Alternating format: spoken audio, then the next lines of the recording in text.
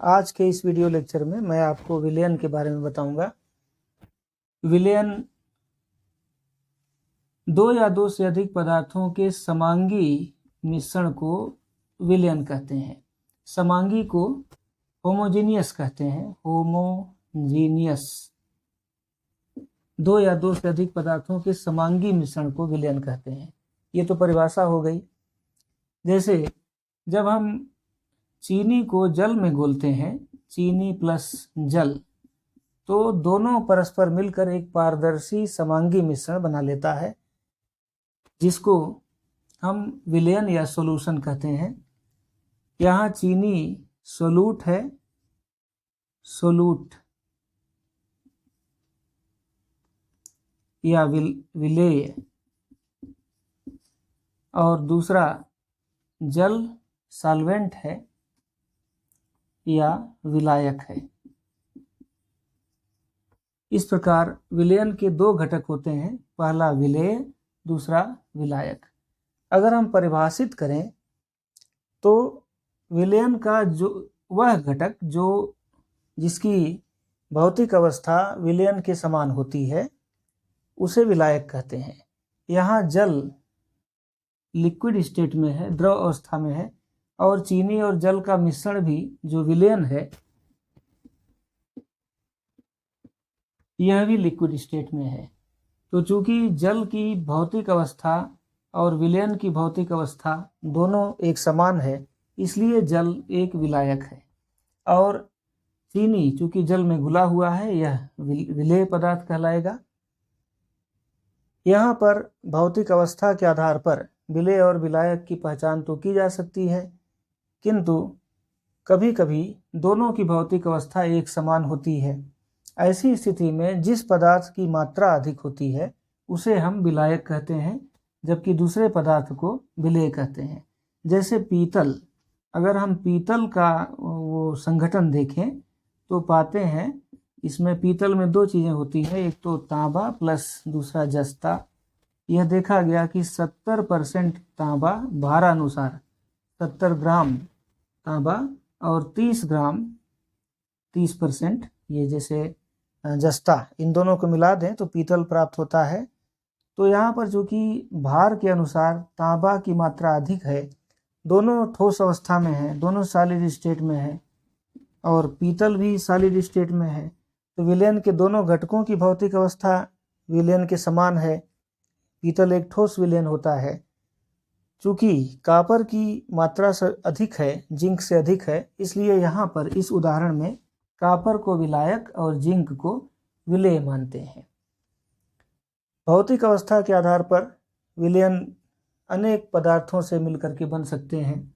जैसे जब हम सॉलिड में ठोस को मिला दें, या लिक्विड मिला दें, या गैस मिला दें, तो वह 3 प्रकार का विलयन हो सकता है। दूसरा, लिक्विड में अगर हम सॉलिड मिला दें, या लिक्विड मिला दें, या गैस मिला दें, तो यह भी 3 प्रकार का। इसी प्रकार से गैस में यदि हम सॉलिड मिला दें, या लिक्विड मिला दें, या फिर गैस मिला दें, तो यह भी 3 प्रकार के विलयन हो सकते हैं।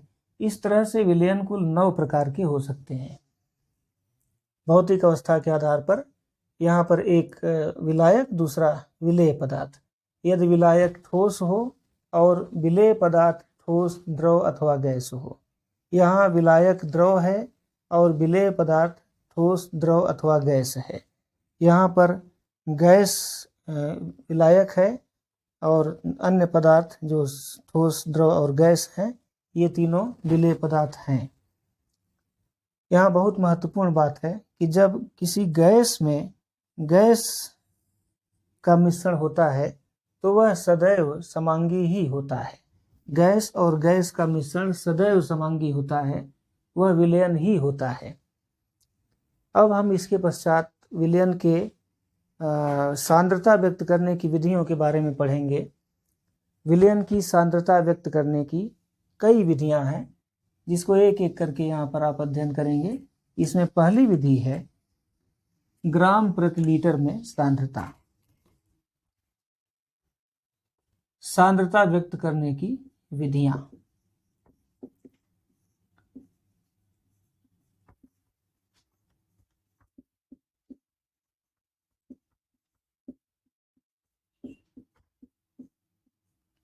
विलयन की सांद्रता व्यक्त करने की अनेक विधियां हैं।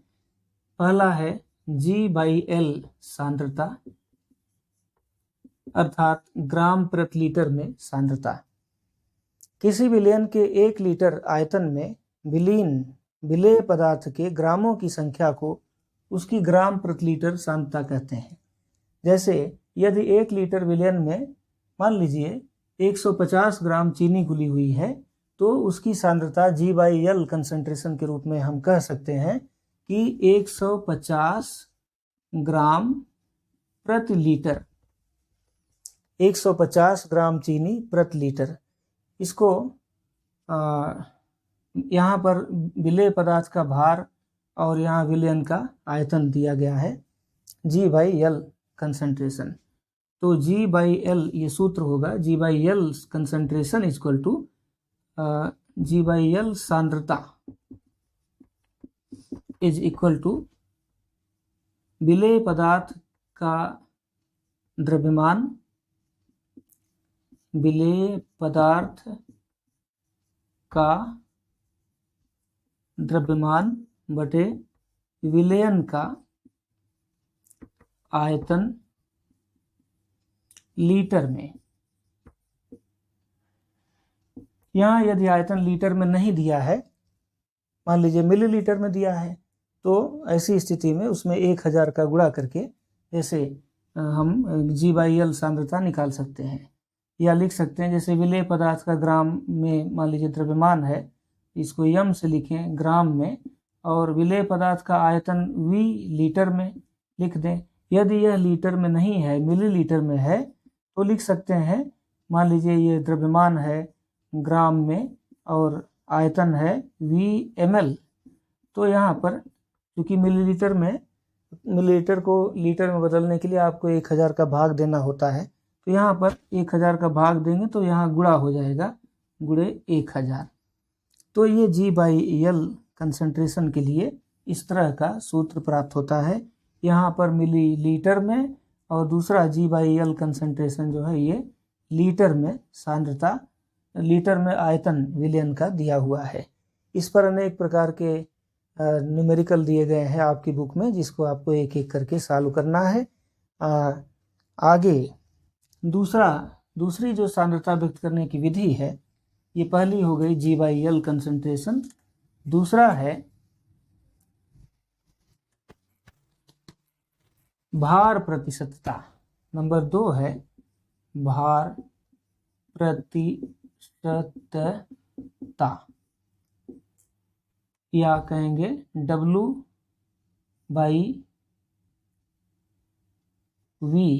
परसेंटेज। भार प्रतिशतता किसी विलयन के 100 मिलीलीटर आयतन में उपस्थित विलीन पदार्थ के ग्रामों की संख्या को उस विलयन की भार प्रतिशतता W/V परसेंटेज कहते हैं। W/V परसेंट इक्वल टू लिख सकते हैं कि विलेय पदार्थ का द्रव्यमान, मान लीजिए यहाँ पर m लिखें, विलेय पदार्थ का द्रव्यमान ग्राम में बटे विलयन का आयतन मिलीलीटर में, विलयन का आयतन ml में, और गुणे 100। ये 100 का गुणा करने का मतलब है प्रतिशत, 100 में प्रतिशत, परसेंट के रूप में इसको W/V परसेंट निकाल सकते हैं। यहाँ पर हमें 2 बातों की आवश्यकता होगी, एक तो विलेय पदार्थ का द्रव्यमान ग्राम में, और दूसरा विलयन का आयतन मिलीलीटर में। यदि यह लीटर में दिया हुआ है तो उसको मिलीलीटर में गुणा करेंगे, चेंज करेंगे, उसके बाद 100 का गुणा करके हम भार परसेंटेज निकालेंगे। तीसरा है पुनः भार प्रतिशतता, भार प्रतिशतता W/W परसेंटेज। यह देखा गया कि ठोस विलयन में अनेक ऐसे विलयन हैं जो ठोस, विलेय और विलायक दोनों ठोस अवस्था में होते हैं। ऐसी स्थिति में भार प्रतिशतता निकालने के लिए हम यह देखते हैं कि 100 ग्राम द्रव्यमान के अनुसार, भारानुसार 100 ग्राम विलयन में विलेय पदार्थ के कितने ग्राम उपस्थित हैं। या अगर हम सूत्र के रूप में लिखें तो W/W% इक्वल टू विलेय पदार्थ का द्रव्यमान, विलेय पदार्थ का द्रव्यमान ग्राम में अपान विलायक का द्रव्यमान, विलयन का द्रव्यमान, विलयन का द्रव्यमान ग्राम में गुणे 100। 100 ग्राम विलयन में उपस्थित विलेय पदार्थ का द्रव्यमान। अनेक जो दवाइयाँ हैं वो भारानुसार विलयन के रूप में होती हैं, तो उनमें हम भार प्रतिशतता W/W% निकाल सकते हैं। यहाँ पर हमने अभी उदाहरण दिया था पीतल का, तो पीतल में आपने देखा कि 100 ग्राम अगर विलयन है तो उसमें केवल 70 ग्राम तांबा है, अर्थात तांबे की प्रतिशत मात्रा 70% है। 70/100 गुणे 100, 70%। इसी प्रकार जस्ता की भी प्रतिशत मात्रा 30% आती है। सांद्रता व्यक्त करने की चौथी विधि है आयतन प्रतिशतता।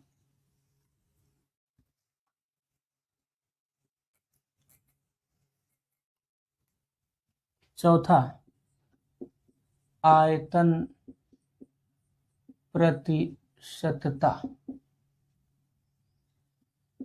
या वॉल्यूम परसेंटेज, इसको V/V% से प्रदर्शित करते हैं। कभी कभी विलयन में विलेय और विलायक दोनों द्रव अवस्था में होते हैं। ऐसी स्थिति में उसकी सांद्रता को हम आयतन प्रतिशतता के रूप में व्यक्त करते हैं। आयतन प्रतिशतता V/V% इज इक्वल टू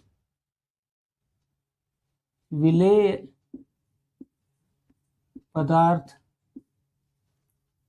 का आयतन मिलीलीटर में अपान विलयन का आयतन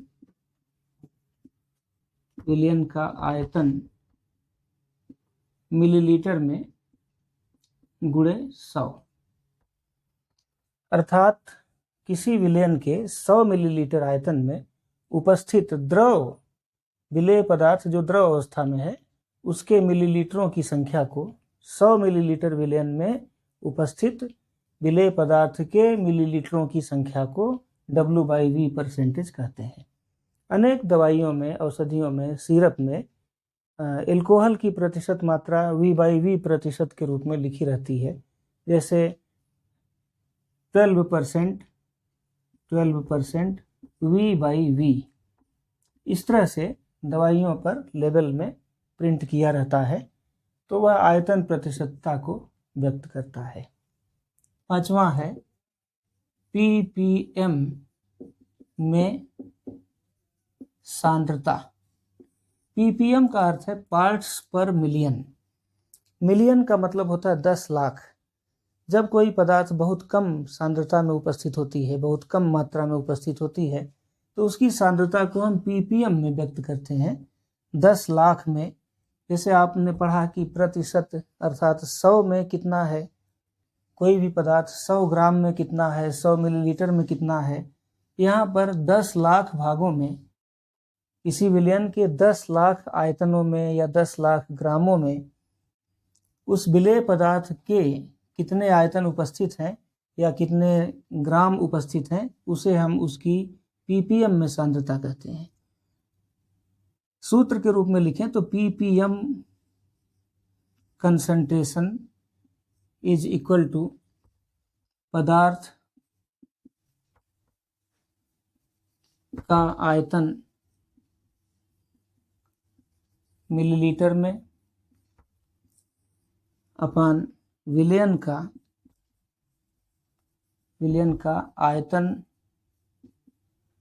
मिलीलीटर में गुणे 10⁻⁶।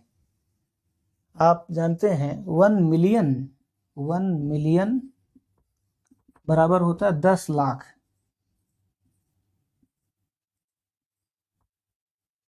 10⁶ ये लिख सकते हैं 10⁶ को 1 मिलियन या 10 लाख।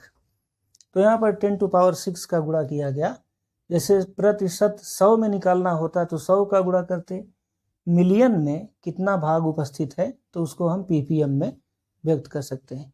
एक उदाहरण से इसको हम समझाना चाहेंगे। जैसे वायुमंडलीय जो गैसें हैं उसमें 300 ppm CO2 गैस उपस्थित है, अर्थात 10 नहीं बल्कि 10⁶ मिलीलीटर आयतन में केवल 300 मिलीलीटर कार्बन डाइऑक्साइड उपस्थित है। अगर हम आयतन की बात करें तो 10⁶ मिलीलीटर आयतन में 300 ppm 300 मिलीलीटर ये कार्बन डाइऑक्साइड उपस्थित है। तो लिख सकते हैं कि 300 बटे 10⁶ और गुणे 100। तो ये जो है आता है बराबर 0, अगर प्रतिशत निकालें, यहाँ गुणे 100 का मतलब प्रतिशत, तो 0.03%।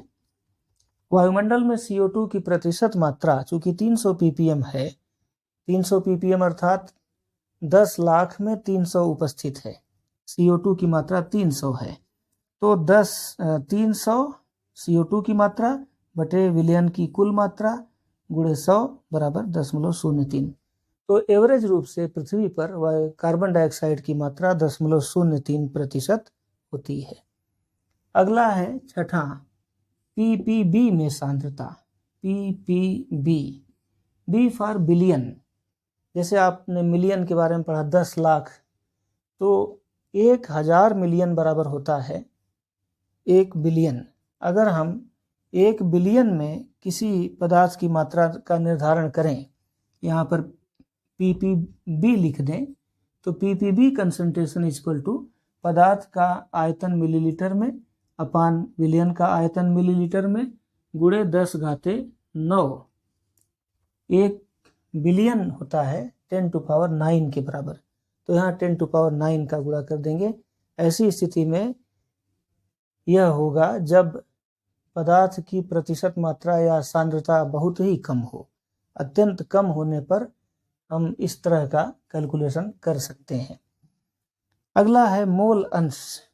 एक और टॉपिक है इसमें, मोल अंश या मोल प्रभाज, मोल फ्रैक्शन। 7वां, ये आप पढ़ रहे हैं सांद्रता व्यक्त करने की विधियां। तो मोल फ्रैक्शन या मोल अंश, मोल फ्रैक्शन। जब हमें विलयन में उपस्थित पदार्थों के मोल मात्राओं की जानकारी होती है तो हम विलयन के कुल मोलों में से किसी एक घटक के मोलों के अंश को उसका मोल अंश या मोल फ्रैक्शन कहते हैं। मान लीजिए किसी विलयन में स्मॉल लेटर n मोल विलेय उपस्थित हो, विलेय, और कैपिटल N मोल विलायक उपस्थित हो, तो ऐसी स्थिति में विलेय के मोलों की संख्या बराबर n बटे n प्लस कैपिटल N, और विलायक के मोलों की, विलायक का मोल अंश ये हो जाएगा कैपिटल N बटे small n plus capital N। दोनों के मोल अंशों का कुल योग, अगर हम टोटल मोल अंश का योग निकाल लें तो n/n plus n plus n/n plus n, ये इक्वल टू अगर हम कैंसिल करें तो हो जाएगा 1। इस प्रकार यदि हमको एक पदार्थ जैसे विलेय पदार्थ का मोल अंश पता है तो दूसरा विलायक का मोल अंश हम ज्ञात कर सकते हैं। सांद्रता व्यक्त करने की 3 और महत्वपूर्ण विधियां हैं जिसका प्रयोग आप बार बार करते रहेंगे। मोलरता, मोललता और नॉर्मलता। तो इनको हम अलग से यहाँ पर पढ़ा रहे हैं।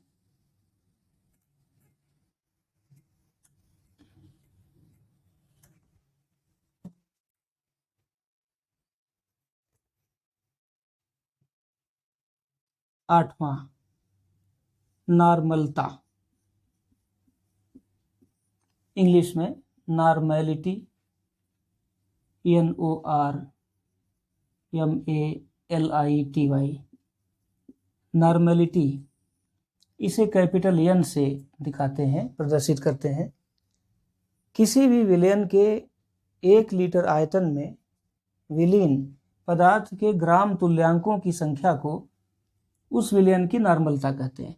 नॉर्मलता के जो फार्मूला है, सूत्र है, नॉर्मलता, विलयन की नॉर्मलता n बराबर होगा विलेय पदार्थ के ग्राम तुल्यांकों की संख्या।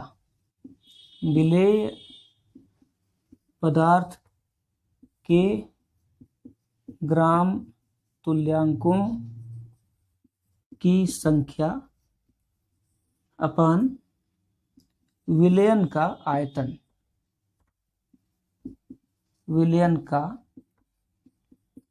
आयतन लीटर में। यदि हम इसको सांकेतिक रूप से दिखाएं तो लिख सकते हैं, यदि नॉर्मलता को n से लिखेंगे तो n इक्वल टू विलेय पदार्थ के ग्राम तुल्यांकों की संख्या। ग्राम तुल्यांकों की संख्या के लिए जो सूत्र है, पदार्थ का भार बटे तुल्यांकी भार।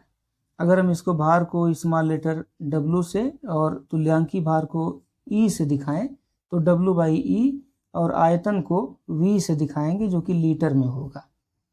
यहाँ पर यदि यह आयतन मिलीलीटर में है तो हम इसको लिख सकते हैं कि यह n equal to W/E into V ml में, और चूंकि लीटर को मिलीलीटर में, यहाँ भार जो है ग्राम में है, G ग्राम में, और ये आयतन मिलीलीटर में किए हैं तो इसको लीटर में ही लिखना है। परिभाषा के अनुसार विलयन का आयतन लीटर में होना चाहिए, तो मिलीलीटर को लीटर में बदलने के लिए 1000 का यहाँ भाग देना था तो गुणा कर देंगे, ये सूत्र आ जाएगा।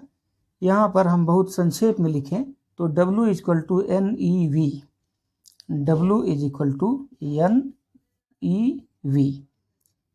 पदार्थ का भार ग्राम में बराबर उसकी नॉर्मलता गुणे तुल्यांकी भार गुणे आयतन, यदि यह मिलीलीटर में है तो बटे 1000 हो जाएगा। यदि आयतन ml में है तो इसमें 1000 का भाग देंगे, और यदि यह आयतन मिलीलीटर में न हो के लीटर में है तो W इक्वल टू NeV सीधे लिख देंगे, ये लीटर में। तो इस तरह से केवल हम W इक्वल टू NeV याद रखें तो इसके आधार पर जो इसमें 3-4 पैरामीटर हैं, जैसे यहाँ पर द्रव्यमान है ग्राम में, नॉर्मलता है, या तुल्यांकी भार है, या आयतन है, इनमें से कोई एक पैरामीटर हमें न ज्ञात हो तो उसे हम ज्ञात कर सकते हैं। जैसे नॉर्मलता नहीं ज्ञात है तो n इक्वल टू W/EV सूत्र से हम नॉर्मलता निकाल सकते हैं। यहाँ बहुत महत्वपूर्ण बात यह है कि यदि विलयन की नॉर्मलता एकांक हो, एकांक होने का मतलब हुआ कि विलयन के 1 लीटर आयतन में 1 ग्राम पदार्थ घुला हुआ है। जैसे अगर हम NaOH की बात करें, सोडियम हाइड्रोक्साइड, तो NaOH का तुल्यांकी भार होता है 40। यदि 40 ग्राम NaOH 1 लीटर विलयन में उपस्थित है तो उसकी नॉर्मलता 1 होगी। तो ऐसे विलयन को हम कहेंगे नॉर्मल विलयन। नॉर्मल विलयन किसे कहेंगे? वह विलयन जिसकी नॉर्मलता एकांक होती है, 1 होती है, उसे नॉर्मल विलयन कहेंगे। उदाहरण, यदि 1 लीटर आयतन में विलयन के 1 लीटर आयतन में 40 ग्राम NaOH विलीन है तो ऐसे विलयन की, NaOH के विलयन की नॉर्मलता 1 होगी। ऐसे विलयन को n विलयन कहेंगे, नॉर्मल विलयन कहेंगे। इसी प्रकार नॉर्मलता n/10, n/100, n/1000 कुछ भी हो सकती है, जिसे हम अलग अलग संकेतों के द्वारा दिखाते हैं। यहाँ पर यदि नॉर्मलता 1 है तो नॉर्मल विलयन n, यदि नॉर्मलता n/10 है तो डेसी नॉर्मल, इसको लिख सकते हैं डेसी नॉर्मल। यदि नॉर्मलता n/100 है तो सेंटी नॉर्मल, सेंटी नॉर्मल। यदि नॉर्मलता 1/1000 है, n/1000, तो इसको कहेंगे मिली नॉर्मल। तो normal, deci normal, centi normal और मिली नॉर्मल, ये यदि नॉर्मलता एकांक से कम है तब ऐसी स्थिति में हम कैलकुलेशन करते समय इन बातों का ध्यान रखेंगे। आपके पाठ्यक्रम में जो न्यूमेरिकल दिए गए हैं ये इन सूत्रों पर आधारित हैं, तो आप उसको स्वतः हल करेंगे। ये नॉर्मलता हो गया। दूसरा मोलरता, दूसरी जो हेडिंग है वो है मोलरता या मोलैरिटी। नौवां जो सांद्रता व्यक्त करने की विधि है वो है मोलरता, इंग्लिश में मोलैरिटी। परिभाषा के अनुसार किसी भी विलयन के 1 लीटर आयतन में विलेय पदार्थ के मोलों की संख्या को, यहाँ पर नॉर्मलता में ग्राम तुल्यांकों की संख्या लिखी गई थी, यहाँ मोलों की संख्या। तो पदार्थ की मोलरता अगर हम कैपिटल एम से दिखाएं तो पदार्थ की मोलरता बराबर पदार्थ का भार, मान लीजिए W से लिखें, पदार्थ का भार या द्रव्यमान ग्राम में अपान पदार्थ का अणुभार, अणुभार को स्मॉल एम से दिखाएं तो ये W/m जो है ये मोलों की संख्या हो गई, और अपान विलयन का आयतन लीटर में। पुनः सुनिए, 1 लीटर आयतन में विलीन पदार्थ के मोलों की संख्या को उस विलयन की मोलरता कहते हैं। तो यहाँ पर W/m जो है ये मोलों की संख्या है। W जो है यह ग्राम में द्रव्यमान है, m स्मॉल m अणुभार है पदार्थ का, और आयतन लीटर में है। तो हम लिख सकते हैं कैपिटल M माने मोलरता बराबर W/m इंटू V। यहाँ V लीटर में है।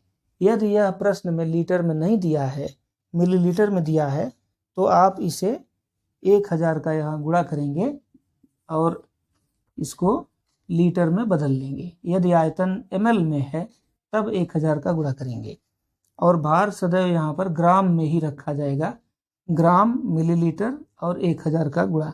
इस सूत्र के आधार पर आप मोलरता का कैलकुलेशन कर सकते हैं। कहीं कहीं पर इस सूत्र के आधार पर पदार्थ के अणुभार की गणना करने के लिए भी कहा जाता है। आपको कुछ प्रश्नों में अणुभार की भी गणना करनी हो सकती है। पुनः यहाँ एक बात बहुत महत्वपूर्ण है, यदि किसी विलयन की मोलरता 1 है, 1m है, तो उसे मोलर विलयन कहेंगे, मोलर। दूसरा, यदि विलयन की मोलरता m/2 है तो सेमी मोलर विलयन कहेंगे, सेमी मोलर।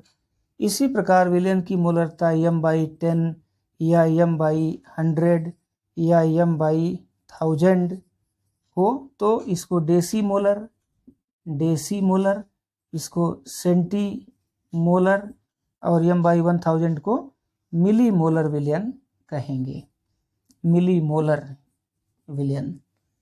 या एक बात का ध्यान देना चाहेंगे, नॉर्मलता में एक बात मैं बताना भूल गया कि नॉर्मलता यदि n/2 है तो उसे सेमी माने होता है आधा, तो सेमी नॉर्मल विलयन कहेंगे। तो प्रश्नों को हल करते समय आपको इन संकेतों को ध्यान में रखना पड़ेगा कि विलयन की मोलरता मोलर है या सेमी मोलर है, या डेसीमोलर है या सेंटीमोलर है, मिलीमोलर है, नॉर्मलता इसी प्रकार सेमी नॉर्मल है अथवा नॉर्मल है। इन सब बातों का ध्यान देते हुए आप प्रश्नों को हल करेंगे। अंतिम टॉपिक है मोललता या मोलैलिटी। एक महत्वपूर्ण टॉपिक है मोलैलिटी या मोललता। मोललता, मोलैलिटी। मोलैलिटी यह विशेष सांद्रता व्यक्त करने की विधि है जिसमें विलायक का आयतन न देख करके विलायक का द्रव्यमान देखते हैं। यदि किसी विलायक का द्रव्यमान 1 किलोग्राम हो या 1000 ग्राम हो तो 1 किलोग्राम या 1000 ग्राम विलायक में विलीन पदार्थ के मोलों की संख्या, पदार्थ के मोलों की संख्या बटे 1 किलोग्राम विलायक या विलायक का भार किलोग्राम में। विलायक का भार केजी में यहाँ रखेंगे, इसको कहेंगे मोललता स्मॉल एम। अगर हम संकेत के रूप में दिखाएं तो इसको लिख सकते हैं small M is equal to पदार्थ के मोलों की संख्या, तो भार ग्राम में बटे अणुभार, मान लीजिए यहाँ कैपिटल एम लिखते हैं, अपान विलायक का भार मान लीजिए डब्लू लिखते हैं, और वो भी कैपिटल डब्लू, और ये भी है किलोग्राम में, केजी में। यदि यह भी ग्राम में है तो सूत्र इस प्रकार होगा, स्मॉल एम मोललता इज बराबर स्मॉल लेटर डब्लू अपान कैपिटल एम, ये डब्लू ग्राम में है, इंटू कैपिटल डब्लू ग्राम में और गुणे 1000। अगर यह विलायक का भार ग्राम में दिया है तो उसको किलोग्राम में बदल लेंगे, तभी प्रश्न को हल करने का प्रयास करेंगे, अन्यथा यूनिट में गड़बड़ी हो जाएगी और प्रश्न का उत्तर गलत आएगा। इस प्रकार जो सांद्रता व्यक्त करने की विधियां हैं, इन पर आधारित छोटे छोटे प्रश्न आपके बुक में दिए गए हैं। आप इनको स्वतः हल करने का प्रयास करें। जहां आपको समस्या हो वहां पर हमसे संपर्क करें। शेष बातें अगले लेक्चर में।